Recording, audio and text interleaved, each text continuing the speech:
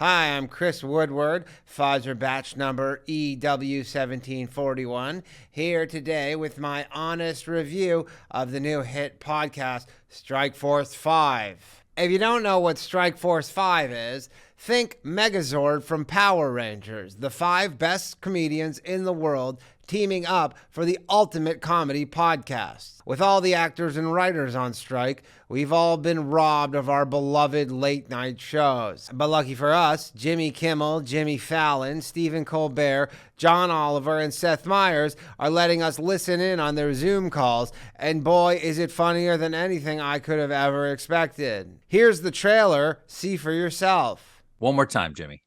Yeah. Hi, I'm Jimmy Fallon. I'm Stephen Colbert.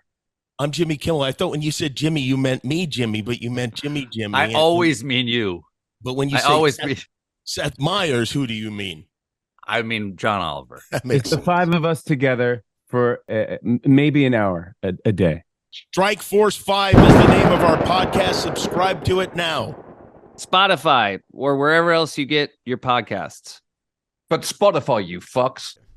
Wow, the laughs are just a mile a minute.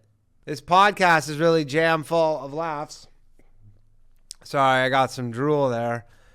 Probably my favorite part of episode 1 is the 20 minutes they spent talking about famous people's pants and stories they had related to famous people's pants. If the strike ends, it's sad to think that we will likely lose the greatest comedy podcast of all time, with an honorable mention going to, of course, Keith Olbermann. And now for the review time, I give Strike Force 5, appropriately, 5 out of a possible 5 BLM Ukraine flags, the highest rating that any podcast can receive from me. So that has been a review of Strike Force 5. See all of you next week.